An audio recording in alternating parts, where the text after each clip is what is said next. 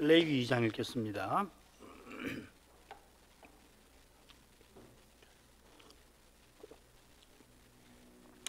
누구든지 소재의 예물을 여호와께 드리려거든 고운 가루로 예물을 삼아 그 위에 기름을 붓고 또 그 위에 유향을 놓아 아론의 자손 제사장들에게로 가져올 것이요, 제사장은 그 고운 기름 가루 한 줌과 그 모든 유향을 취하여 기념물로 단 위에 불사를 지니 이는 화제라 여호와께 향기로운 냄새니라. 그 소재물에 남은 것은 아론과 그 자손에게 돌릴지니 이는 여호와의 화제 중에 지극히 거룩한 것이니라. 네가 화덕에 구운 것으로 소재의 예물을 드리려거든 고운 가루에 기름을 섞어 만든 무교병이나 기름을 바른 무교 전병을 드릴 것이요, 번철에 붙인 것으로 소재의 예물을 드리려거든 고운 가루에 누룩을 넣지 말고 기름을 섞어 조각으로 나누고 그 위에 기름을 부을지니 이는 소재니라. 네가 솥에 삶은 것으로 소재를 드리려거든 고운 가루와 기름을 섞어 만들지니라. 너는 이것들로 만든 소재물을 여호와께로 가져다가 제사장에게 줄 것이요, 제사장은 그것을 단으로 가져다가 그 소재물 중에서 기념할 것을 취하여 단 위에 불사를 지니 이는 화제라 여호와께 향기로운 냄새니라. 소재물에 남은 것은 아론과 그 자손에게 돌릴지니 이는 여호와의 화제 중에 지극히 거룩한 것이니라. 물은 너희가 여호와께 드리는 소재물에는 모두 누룩을 넣지 말지니 너희가 누룩이나 꿀을 여호와께 화제로 드려 사르지 못할지니라. 처음 익은 것으로는 그것을 여호와께 드릴지나 향기로운 냄새를 위하여는 단에 올리지 말지며 내 모든 소재물에 소금을 치라. 내 하나님의 언약의 소금을 내 소재물에 빼지 못할지니 내 모든 예물에 소금을 드릴지니라. 너는 첫 이삭의 소재를 여호와께 드리거든 첫 이삭을 볶아 찌은 것으로 너의 소재를 삼되 그 위에 기름을 붓고 그 위에 유향을 더할지니 이는 소재니라. 제사장은 찌은 곡식 얼마와 기름의 얼마와 모든 유향을 기념물로 불사를 지니 이는 여호와께 드리는 화제니라.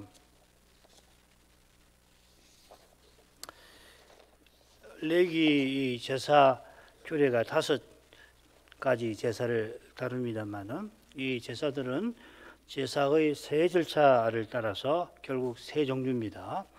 번제와 소제는 성별의 절차, 화목제는 화목의 절차, 그리고 속죄제, 속건제는 대속의 절차가 다른 제사보다 상세합니다. 오늘 살필 소제도 번제처럼 성별의 절차를 자세히 다룰 겁니다.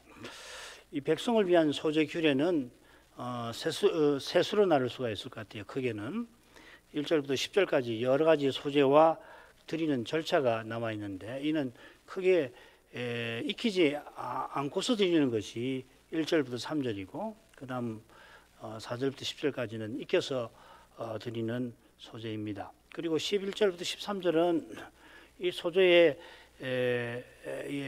넣지 말아야 할 거, 꿀이나 누룩이죠. 그리고 반드시 넣어야 할 소금에 관한 것이 여기 있고요. 그리고 마지막 14절부터 16절에는 첫 이삭의 소제를 드릴 때 규정입니다. 그 규정은 1절부터 3절과 거의 같으죠. 첫째 부분은 희생 제사와 비슷하게 소제로 드리는 제사의 종류별로 드리는 절차를 담습니다. 소의 번제, 양과 염소의 번제 이 말이죠. 성별에서 드리는 부분에 관한 내용이 많습니다. 그처럼 드리는 부분에 성별에 해야 하므로 넣어야 할 거, 넣지 말아야 할 거 규정이 있고요. 마지막에는 첫 이삭의 소제를 특별히 간단히 언급을 합니다. 자, 1절부터 3절로 가겠습니다. 누구든지 소재 예물을 여호와께 드리려거든 고운 가루로 예물을 삼아 그 위에 기름을 붓고 또 그 위에 유향을 놓아 아론의 자손 제사장에게로 가져올 것이요, 제사장은 그 고운 기름 가루 한 줌과 그 모든 유향을 취하여 기념물로 단 위에 불사를 지니 이는 화제라 여호와께 향기로운 냄새니라. 그 소재물에 남은 것은 아론과 그 자손에게 돌릴지니 이는 여호와의 화제 중에 지극히 거룩한 것이니라. 우선 이 소재라는 명칭을 조금 생각해 보시죠. 이 명칭이 민하라는 건데 흥미롭게도 이 최초의 제사에 사용이 됩니다. 창세기 맨 처음에 4장이 나오는데 이 표현이 가인이 드린 곡물 제사만 아니라 이어 아벨의 희생제사, 양으로 드린 희생제사에도 똑같은 이름이 사용이 됩니다. 그 다음 번에 두 번째로 어디 나오냐면 야곱이 형 에서에게 바칠 예물의 이 용어가 쓰입니다. 비슷하게 야곱이 이집트 총리가 요셉인 줄 모르고 그에게 예물을 준비하여 드리려고 할 때도 바로 이 용어를 사용합니다. 그 다음 번에 이제 이 표현은 어디 나오냐면 모세 율법에서 소재를 가리켜서 그 다음에 네 번째로 나오는 겁니다. 야곱이 형에게 또 이집트 총리에게 보내는 예물이 소재와 똑같은 표현인 것은 이건 그저 우연이 아닙니다. 여기 예물이라고 하는 말, 민하라는 말은 이 국제 조약, 언약인데 국가 간의 언약에서 신하국이 이 종주국에게 드리는 선물을 가리켜 이 표현이 쓰입니다. 조공이 되겠죠, 그죠? 말하자면 제사 예물도 당연히 언약 관계를 가리킵니다. 우리가 신하로서 여호와 하나님, 우리의 종주이신 여호와께 예물을 드리는 거죠. 둘째로 소재는 곡물 제사죠. 흔히 피 없이 드리는 제사라고도 부릅니다. 소재가 번제와 함께 드리니까 번제의 피 흘림 위에서 소재를 드리는 것이라 이렇게 보고서 피 없이 드리는 제사다 이렇게 말합니다. 그런데 우선 소재의 절차가 번제의 절차와 비슷합니다. 제사 드리는 사람이 예물을 가지고 오고 제사장이 가지고 온 예물 중에서 성별하여서 한 줌을 모든 유향과 함께 취하여서 그 다음 단 위에 올려 연기로 만드는 거죠. 똑같이요, 그죠? 아울러서 기름과 유향 없이 드리는 두 소재, 의심의 소재, 민수기 5장에 나오죠. 그리고 속죄제의 소재, 속죄제로서 드리라고 하는 소재가 모두 이 속죄와 관련되는 거죠, 그죠? 그렇다면은 소재가 피 없이 드리는 것이긴 해도 속죄와 무관하다 할 수 없을 것입니다. 제사 규례의 머릿말과 비슷하게 누구든지 소재를 드리려거든 이렇게 시작됩니다. 머릿말도 누구든지가 처음에 나오죠. 그런데 이 두 낱말이 조금 다릅니다. 머릿말에는 아담이라고 그랬죠. 여기서는 네페쉬입니다. 이 네페쉬라는 말은 영혼, 목숨 혹은 목구멍 뭐 이런 주로 이제 목숨, 생명이라는 뜻입니다. 이 낱말이 소재만 아니라 속건제, 속죄제 또 화목제에 나옵니다.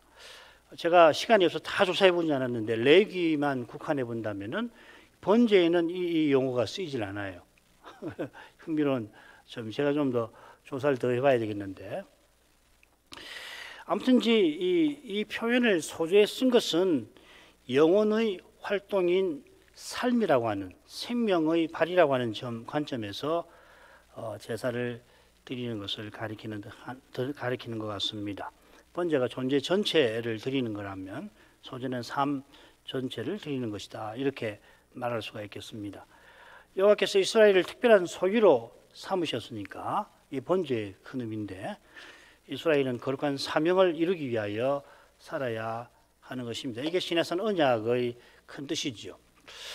누구든지 소재의 예물을 여호와께 드리려거든 한 것은 제사의 머릿말 1장 2절과 거의 같습니다. 다른 것은 소재의라고 하는 이 표현이 붙은 것뿐입니다. 소재도 번제나 다른 희생제사와 마찬가지로 예물입니다. 코르반입니다. 소재도 제사니까 하나님께 나아가는 일이고 하나님께 나아가는 일이 중보자 없이 이루어지지 않으니 소재도 오실 메시아를 가리키겠죠, 그죠? 요거는 이제 초실절 그 부활하신 그리스도를 천년매라고 부르는 것하고도 연결이 되겠습니다. 소재는 고운 가루를 예물로 삼습니다. 소재로 드리는 가루는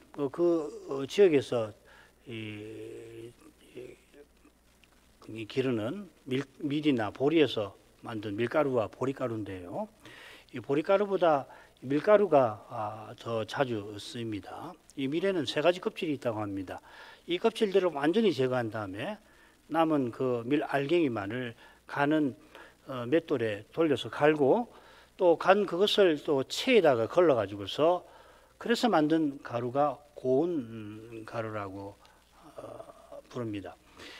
보리가루는 초실절 소재, 이때 보리를 거두기 시작하지 않습니까? 그리고 우심의 소재에 특별히 보리가루를 씁니다. 소재에 예물로 드린 고운 가루에 기름을 붓죠. 이 기름은 올리브 열매로 만든 겁니다. 열매를 그릇에 담아가지고 쳐서 구멍이 뚫려 있는 그릇 위에다 부으면은 기름이 쫙 빠질 텐데 맨 처음 나오는 기름이 1등급 기름입니다. 그 다음으로는 이 찌은 이 올리브 열매에 무거운 돌을 얹어 가지고서 다시금 기름을 짜내는데 이게 2등급이고요. 그리고서 남은 열매 찌꺼기를 이번에는 맷돌에 갈아 가지고 그 다음에 3등급 기름을 만든다고 합니다. 이 1등급 기름, 순수한 기름인데 이것은 이 성소한 등대에 사용을 하고 소재에는 2등급이나 3등급 기름을 사용합니다. 이 기름을 고운 가루에 부은 다음에 그 위에다가 유향을 놓으라고 했습니다. 이 유향은 아라비아에서만 자생하는 보스웰리아 나무, 요즘에 우리나라에도 이 면역이 좋다고 해가지고서 하는 이 보스웰리아 나무에서 생산합니다. 그 나무 수액을 받아가지고서 그걸 좀 두면은 이 작은 고체가 되는데 이 소재에서는 유향이 이 고체입니다. 아주 비싼 것입니다. 가루, 기름, 유향이 이 소재의 세 가지 주된 재료지요. 그리고 이 셋은 성소의 세 가지 기구와 연결이 곧장됩니다. 물론 지성소 그 언약 그 안에 있는 것하고도 관계되는데 진설병, 등대, 분향단과 각각 연결이 되죠. 성소 부편의 진설병 상에서 12떡을 안식일마다 드리게 하셨습니다. 이스라엘이 기업의 땅에서 수고하여 추수한 것을 드리는 것이라 결국 언약 백성의 삶을 여호와께 드리는 것이겠죠. 그리고 이 등대 반대편, 성소 남쪽에 등대가 있는데 이 등대는 이 북쪽에 있는 진설병을 비추도록 이렇게 만들어져 있으면 비추도록 놓여 있습니다. 이건 성신으로 이스라엘의 삶을 인도하시는 것을 상징하죠. 그래서 이 등대는 계시록에서 7 교회를 가리킵니다. 그게 촛대라고 그렇게 해놨는데 같은 겁니다. 등대나 촛대나 같은 겁니다.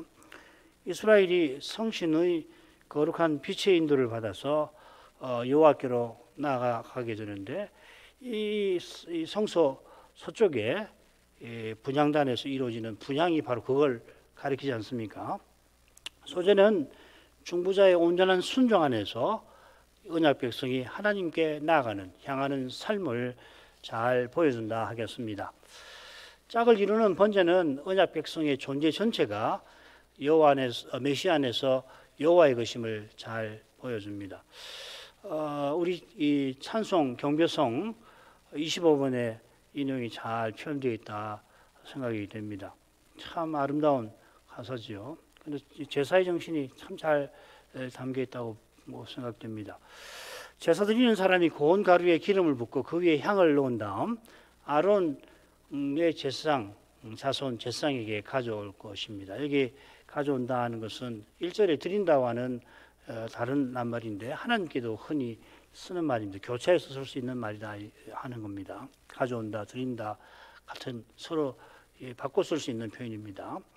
제사장이 기름 섞은 가루에서 한 줌을 취하고, 그래서 이 번역이 재미있게 되어 있는데 그 고운 기름 가루 이렇게 번역이 되어 있죠, 그죠? 기름을 섞은 가루라 이 말이겠죠. 그 한 줌을 취하고 향은 전부를 취합니다. 이게 희생 제사에서 성별의 절차에 해당되겠죠. 모든 기름은 여호와의 것이니라 하신 것처럼 향도 그러합니다. 이 향에 관한 규정이 출애굽기 32장 마지막에 있는데 너희를 위하여 이 향을 만들지 말라 하는 겁니다. 제사 드리는 사람이 전체를 드리는 거 아니겠습니까? 전체를 대표하여서 제사장이 한 줌의 가루와 기름 또 향 전부를 취하여 드리는 겁니다. 소제도 번제처럼 화제이고 향기로운 냄새입니다. 하나님께서 중보자의 그 순전한 순종을 기뻐하시는 겁니다. 번제에 나오지 아니한 이 중요한 표현이 여기 등장합니다. 번제만 아니고 다른 희생의 제물 제사에도 안 나오는데 기념물입니다. 이 표현은 소제에만 나옵니다. 이 표현이 이 진설병에도 나오는데 진설병 역시도 소제지요. 그리고 화제 음식 제사죠. 이 기념물은 여호와 하나님께서 시내산 언약을 기억하시도록 드린 것을 뜻합니다. 지금 성막이나 제사나 다 시내산 언약과 관계되는 거 아닙니까? 절기, 월삭, 번제물, 월삭에 번제물 그리고 화목제 제물 위에 나팔을 불라하시고 이 나팔이 기념이 될 거라 하셨는데 소제도 기념물이 될 겁니다. 그런데 왜 소제에만 이 기념물이라는 표현을 사용했는지 아직 잘 모르겠어요. 제가 단정하기가 어려운데 아마도 향과 관련되지 않을까 우선은 그렇게 짐작해 봅니다. 제사장은 여호와께 성별한 부분을 단위에 올려 연기로 바꿉니다. 가루, 기름도 연기를 만들지만 특별히 이 향기로운 냄새를 냅니다. 중보자의 온전한 순종을 하나님이 참으로 기쁘게 받으시는데 에베소서 5장 2절도 예수님의 십자가를 꼭 그렇게 표현하고 있습니다. 그는 우리를 위하여 자신을 버리사 향기로운 제물과 생축으로 하나님께 드리셨느니라. 이걸 예자적으로 번역하면 이렇게 됩니다. 자신을 예물과 제물로 하나님께 내어버려 향기로운 냄새가 되셨느니라. 우리 말은 향기로운을 제물 생축에다 갖다 붙이고 냄새를 빼뜨렸죠, 그죠? 이 향기로운 냄새가 되셨다 이렇게 되어 있습니다. 그러니까 향기로운 냄새라고 하는 것은 연기로 변한 향이 되는 거예요, 그죠? 제사의 마지막 부분, 이 연기가 중요하다고 그랬잖아요. 연기는 이 부활하여서 여호와께로 나아가는 그 중보자를 가리킨다고 했지 않습니까? 그러니까 향기로운 냄새라는 게 바로 그걸 가리키는 거예요. 그 소중히 남은 것은 아론과 그 자손에게 돌립니다. 제사장을 위한 제사 규례는 아론과 그 자손이 소재에 남은 것을 누룩을 넣지 말고 회막들에서 먹으라고 규정합니다. 자, 그런데 제사장의 소재물, 백성의 소재물은 이 제사장이 이 성막 그 남쪽에서 뜰에서 먹도록 하셨는데 제사장을 위한 소재물은 그건 불사르고 제사장이 먹지 말아야 합니다. 이건 속죄제도 마찬가지입니다. 제사장에게 소제에 남은 것이나 속죄제나 속건제의 남은 것, 또 화목제의 오른 뒷다리와 가슴을 돌려주셔서 먹게 하시는데 그 뜻이 무엇인가는 이 제사장을 위한 규례가 자세하게 다루고 있으니까 거기서 생각하는 것이 좋을 것 같습니다. 다 중보자와 관계되는 거죠. 다만 이는 여호와의 화제 중 지극히 거룩한 것이니라. 요것만 조금 생각하고 넘어가십시다.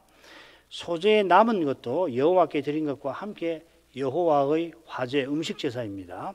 여호와께 전체를 받아서 제사장에게 돌려주신 거죠. 11조는 거제로서 레인에게 가져갑니다. 이 거제는 이 요제와 함께 짝을 이루는 제사 드리는 두 방식인데 이 거제는 조사해 보면 특별한 절차 없이 레인에게 그냥 가져가는 겁니다. 역시 이 여호와께 드린 것을 여호와께서 레인에게 돌려주시는 거죠, 그죠? 레인에게 가져가지만은 뭐 성막에 나오지 않고 그 자기 사는 마을에서 11조를 이 레인에게 가져가지만은 결국 제사로 하나님께서 받아서 주시는 거란 말이죠. 여호와께서 레인도 받은 11조 중에 11조를 거제로 여호와께 드리는데 여호와께서 11조의 11조를 아론에게 돌려주십니다. 아론은 다시 뭐 드리지 않잖아요, 그죠? 11조를 돌려주시는 이유가 레인과 제사장에게 기업의 땅을 주시는 대신 성막 봉사를 기업으로 주신 데 있습니다.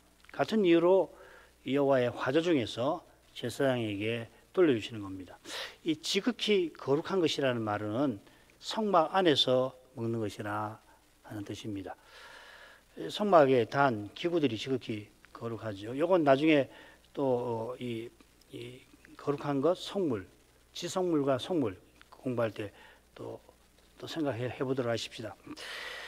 그 다음으로 가죠. 고운 가루로 드리는 소재가 있는가 하면은 요리에서 드리는 소재가 있습니다. 셋으로 나오죠. 4절부터 7절 읽겠습니다. 네가 화덕에서 구운 것으로 소재 예물을 드리려거든 고운 가루에 기름을 섞어 만든 무교병이나 기름을 바른 무교 전병을 드릴 것이요 번철에 붙인 것으로 소재 예물을 드리려거든 고운 가루에 누룩을 넣지 말고 기름을 섞어 조각으로 나누고 그 위에 기름을 부을지니 이는 소재니라. 네가 소태에 삶은 것으로 소재를 드리려거든 고운 가루와 기름을 섞어 만들지니라. 요덕의 문헌을 전에 조사해 보니까 화덕에 구운 것을 또 어떻게 구분하냐면은 기름으로 반죽했나 물로 반죽했나에 따라서 구분하기도 하고 번철에 굽는 것도 그게 볼록한 번철이냐 오목한 번철이냐 구분을 했는데 레위기는 조금 다르지요. 그거 다른 내용을 담고 있습니다. 가령 상번제와 함께 드리는 소재는 소태에 삶아서 드린다. 이 유대교 문헌에 그렇게 나옵니다. 또 제사장 임직 때 화목제와 함께 드리는 소재, 또 나시린이나 진설병, 나시린 제사는 진설병에 화덕에 구워 섞은 무교병을 드리도록 되어 있습니다. 또 제사장 임직식 날에 상번제와 함께 드리는 소재는 번철에 붙인 것으로 드립니다. 이거 조사해 보면은 알 수가 있어요. 소태 삶은 것에는 누룩을 넣지 않는 규정이 거기 명시가 되어 있지 않지만 당연히 들어가 있는 것이겠죠, 그죠? 이스라엘 백성이 곡물로 요리하는 다양한 방식으로 소재를 드리라 하셨습니다. 이것은 소재가 화재, 곧 음식 제사인 것과 붙어 있을 겁니다. 이것은 성막의 성소에 백성의 장막처럼 새 기구를 두게 하신 것과도 붙어 있을 겁니다. 광야에서 백성의 장막에 음식 먹는 상이 있어야 할 거고 또 장막을 밝히는 등대가 있고요. 거기 짐승의 역한 냄새를 제거하는 향을 피웁니다. 광야에서 행진하는 백성과 함께 여호와께서 장막에 거하시면서 같은 기구를 성소에 두어라 하셨습니다. 그처럼 백성들이 곡물을 요리하는 그 방식으로 소재를 드리게 하셨습니다. 이것은 이스라엘의 일상생활을 규율하는 율법을 통해서 오실 메시아와 하나님 나라를 계시하는 것과도 연결될 겁니다. 이스라엘이 음식을 준비하는 그래서 먹는 그 일상이 하나님을 가까이 하는 일과 붙어 있게 하신 것입니다. 날마다 상번제를 드려서 여호와를 가까이 하게 하셨는데 결국 이 소재를 통하여 일상에서 소명을 통하여 여호와를 향하도록 하신 것이라 할 것입니다. 이 성찬, 그 떡과 포도주도 결국 같은 의미 되겠죠, 그죠? 이렇게 여러 가지 요리법을 통하여 준비한 소재물은 익히지 않은 소재물과 같은 절차로 여호와께 드립니다. 8절부터 10절이 그 내용입니다. 너는 이것들로 만든 소재물을 여호와께로 가져다가 제사장에게 줄 것이요 제사장은 그것을 단으로 가져다가 그 소재물 중에서 기념할 것을 취하여 단 위에 불사를 지니 이는 화제라 여호와께 향기로운 냄새니라. 소재물에 남은 것은 아론과 그 자손에게 돌릴지니 이는 여호와의 화제 중에 지극히 거룩한 것이니라. 2, 3절과 거의 같으죠. 제사장이 그것을 단으로 가져간다 하는 내용이 여기 언급이 되었습니다만은 익히지 않은 소재물에는 당연히 이 절차가 언급은 안 될 수도 있는 것이겠죠, 그죠? 그렇게 봐야 될 겁니다. 그처럼 그 소재물 중에서 기념할 것에는 당연히 모든 유향이 언급되지 않았지만 포함이 되겠죠. 이처럼 성경은 모든 절차를 이 현대 법전처럼 기계적으로 다 써놓지를 않고 본문을 서로 견주어 살펴 읽도록 기록이 되어 있습니다. 그래서 이게 성경의 아주 묘미라고 생각돼요. 다 막내하지 않고 중요한 부분을 쓰고 그러나 내용들을 다 알면은 서로 이 보완해서 읽도록 그렇게 되어 있죠. 이 율법만 아니라 성경 전체가 사실은 그렇습니다. 그래서 성경을 다양하게 읽고 여러 번 읽고 고루고루 하는 것이 참 중요한 겁니다. 자, 이어지는 내용이 또 그렇게 되어 있을 겁니다. 이 내용은 익혀서 드리는 소재만 아니라 심지어 모든 제사에도 결국은 해당이 될 것입니다. 소금 이야기입니다. 이것은. 자, 11절부터 13절까지 읽겠습니다. 물론 너희가 여호와께 드리는 소재물에는 모두 누룩을 넣지 말지니 너희가 누룩이나 꿀을 여호와께 화제로 드려 사르지 못할지니라. 처음 익은 것으로는 그것을 여호와께 드릴지나 향기로운 냄새를 위하여는 단에 올리지 말지며 내 모든 소재물에 소금을 치라. 내 하나님의 언약의 소금을 내 소재에 빼지 못할지니 내 모든 예물에 소금을 드릴지니라. 자, 먼저 소재물에 넣지 말아야 할 것으로서 누룩이 나오고요. 바로 이어서 모든 누룩과 꿀을 화제로서 연기로 만들어 여호와께 드리지는 말아라. 이렇게 덧붙여 있죠, 그죠? 누룩만 이야기하고 처음에 누룩을 이야기하고 뒤에는 또 꿀을 언급을 합니다. 자, 흔히 누룩은 죄를 상징하는 것이라 이런 금정이 있는 거라 해석을 합니다. 아닌 게 아니라 바울 사도가 우리가 명절을 지키되 괴악하고 악독한 누룩도 말고 오직 순전함과 누룩 없는 떡으로 하자 권합니다. 여기 괴악하고 악독한 누룩은 이방인 중에도 없는 죄를 가리킬 겁니다. 아주 심각한 죄지요. 주님도 바리새인의 누룩 곧 외식을 주의하라 하십니다. 바리새인의 외식이 얼마나 심각한 죄인가 마태복음 23장에 분명히 나오는데 교회를 허물 만한 그런 심각한 죄가 고린도 교회에 있었고 그걸 누룩이라 했습니다. 자, 그런데 모든 소재에 누룩을 넣지 말아야 하는 건 아닙니다. 누룩 넣는 소재가 12절에 나오는데 그 내용이 오순절 규례에 나옵니다. 이 레위기에는 뭐 누룩 이야기가 없잖아요, 그죠? 처음 익은 것으로는 여호와께 드릴지니 단 위에는 올리지 말아라 이렇게 되어 있는데 그 무슨 말이냐면은 이 레위기 23장을 읽어보면은 알 수가 있습니다. 안식일 이튿날 곧 너희가 요제로 단을 가져온 날부터 세어서 7안식일의 수요를 채우고 제7 안식일 이튿날까지 합 50일을 계수하여 오순절이지요. 새 소재를 여호와께 드리되 너희 초소에서 에바 10분 2로 만든 떡 2개를 가져다가 흔들지니 요제로 드리는 거죠. 이는 고운 가루에 누룩을 넣어서 구운 것이요. 이는 첫 요제로 여호와께 드리는 것이며 열절과 무교절 기간에 적어도 한 번은 안식일이 오는데 안식일 그 첫날 그 다음날 그것이 초실절이지 않습니까? 그 초실절로부터 그날부터 세어가지고 50번째 되는 날이 오순절입니다. 자, 이날에 새 소재를 여호와께 드리게 하시는데 고운 가루에 누룩을 넣어 구워 만든 것을 드리라 하셨습니다. 그런데 이 소재는 단 위에 올려서 향기로운 냄새로 드려서는 안 된다. 여호와께 요제로 드리되 단에는 올리지 말아라 합니다. 이 요제라고 하는 것은 말씀드린 대로 거제와 함께 늘 언급되는 제사 방법인데 거제는 이 레위인에게 예물을 제사장에게 가져가는 것이라면 요제는 들어서 드리는 거죠. 이렇게 들어가지고서 주여 받으소서 하고 이렇게 들었다가 놨다가 들었다가 놨다가 이렇게 드리는 겁니다. 이 동사를 연구해 보면 이게 이런 형식이라는 것을 알 수가 있어요. 이렇게. 그러니까 사실 요제가 거제죠. 사실은 들거자 거제라고 해야 맞죠. 거제는 무슨 특별한 방식이 있는 거 아니거든요. 가져오는 거고 요제가 사실 들어서 놨다 하는 건데 워낙 이 용어가 굳어져 가지고서 용어를 바꾸기는 좀 어렵습니다. 요제는 다 조사해 보면 거제보다 더 자원해서 드리는 제사를 입니다. 거제도 자원해서 드리는 건데 요제는 더 자원해서 드리는 겁니다. 그래 요제 드리는 경우를 보면 화목제, 속건제, 소제와 관련해서 드리는 요제가 10가지가 넘어요. 쭉 보시면 제사와 무관한 거 한 3가지가 나오고요. 심지어 레위인도 요제로 드리잖아요. 요제로 드린 이스라엘 백성이 이 레위인을 요제로 드린다고요. 그런데 제사 관련된 거 보면 11가지가 나와요.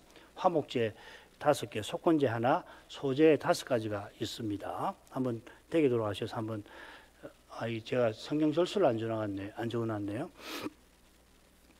제사와 관련된 경우들 중에서 단에 올려 드리는 제사와 무관한 5대 제사와 무관한 이 초실절에 드리는 첫 이삭의 단과 오순절에 드리는 2개의 떡, 이 2개가 빼고는 다 직접 연결이 되어 있는 겁니다. 초실절에 첫 이삭의 단을 그냥 단을 끊어가지고서 묶어가지고 여호와께 요절을 드리잖아요. 뭐 요리하는 게 아니라 밭에 가서 제일 좋은 것으로 처음 익은 것을 베어가지고서 단을 묶어가지고 그걸 여호와께 요절을 드린단 말이죠. 그건 제사와 관계없는 것이죠. 요리와도 관계없죠. 그러니까 뭐 누룩이 관련될 것이 전혀 없습니다. 그러니까 오순절의 소재, 이건 요리하는 건데 유일하게 누룩을 넣게 하신 겁니다. 오순절에 드리는 2개의 떡도 소재, 여호와께 드리는 제사니까 누룩을 넣어 드리게 하신 것이 죄와 상관이 있다 단정하기가 힘들 겁니다. 누룩을 넣지 말라 하신 것은 이스라엘이 이집트를 탈출할 때에 누룩 없는 떡을 먹게 하신 것과 붙어 있죠. 그럴 수밖에 없었잖아요. 이집트를 급히 탈출해야 되니까 현실적으로 이 누룩을 넣어서 반죽을 부풀게 할 여유가 없었습니다만은 이 가나안에 들어와서 무교절을 매년 지키게 하셨습니다. 무교절을 지키게 하신 뜻은 뭐냐면 하나님이 이집트에서 구속하신 그것을 기념하게 하시는 거죠.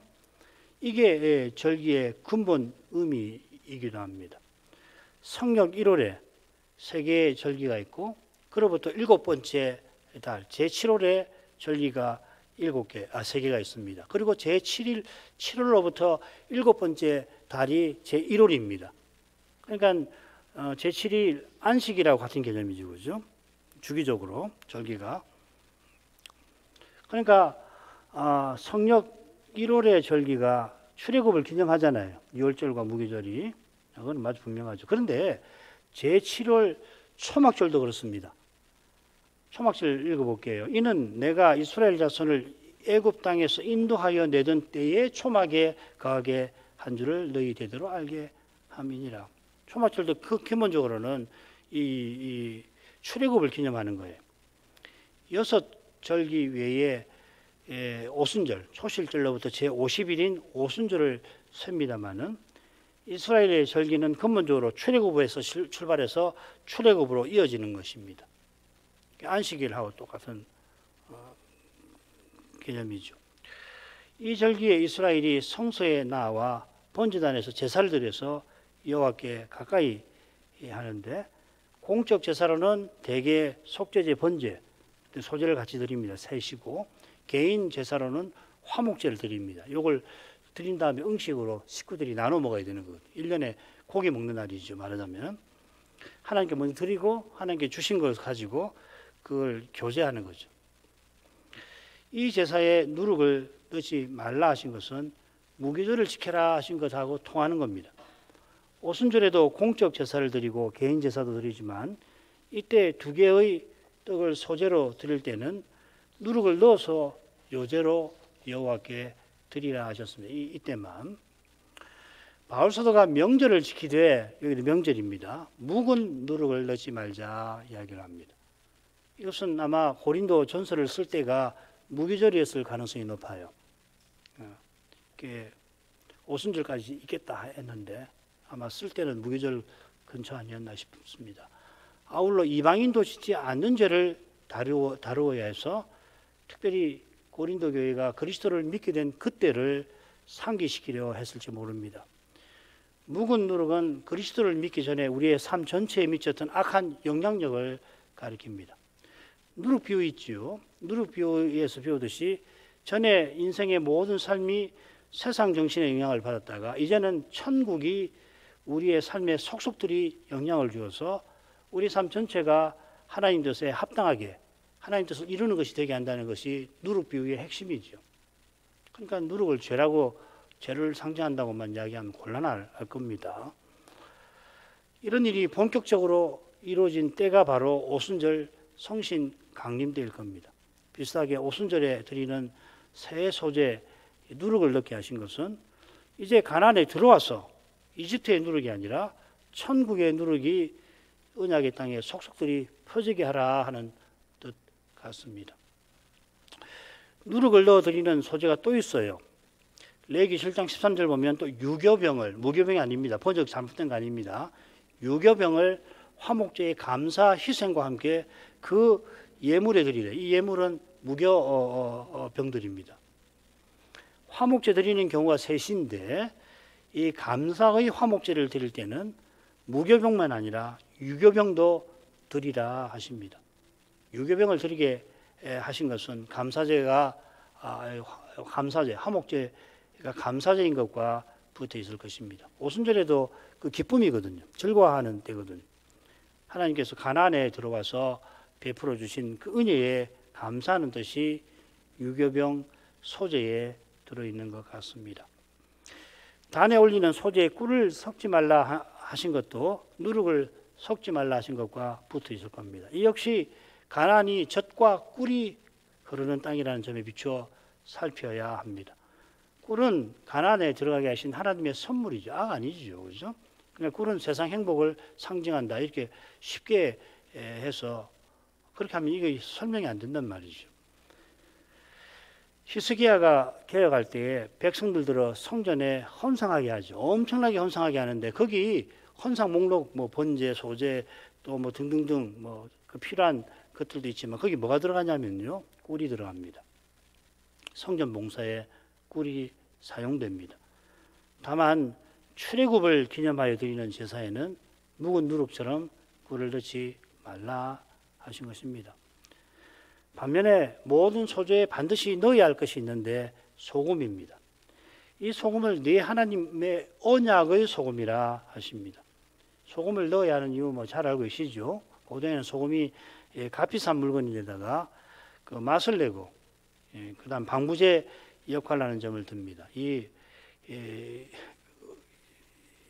그 제사가 5대 제사가 하나님 드리는 음식 제사니까 이 맛내는 것이 참 의미 있는 해석이라고 생각이 돼요. 좋은 해석이라고 생각이 되고 무난한 해석이라고 생각되는데 다만 소금이 왜 언약을 상징하는 것인가를 두고 생각할 점이 하나 있겠습니다.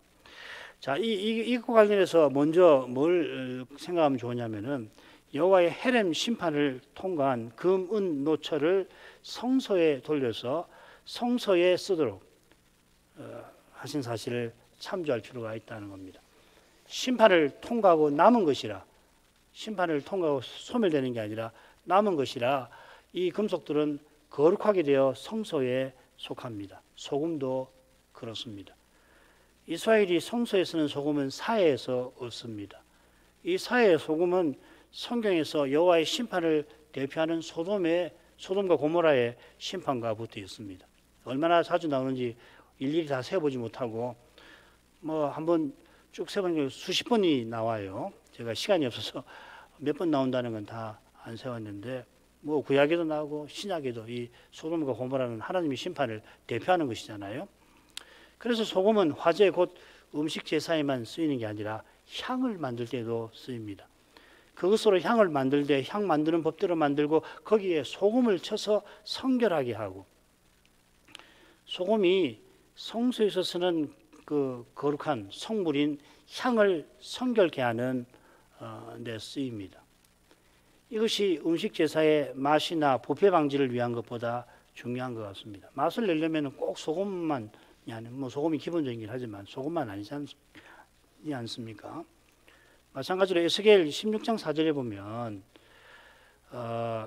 갓난아이 같은 이스라엘의 상태, 언약을 맺기 전에 이스라엘 상태를 탯줄을 자르지 않고 물로 씻지 않고 소금을 뿌리지 않고 강보에 싸지 않은 것이라고 하고서 이어서 하나님이 이스라엘과 언약 맺으신 것을 대조합니다.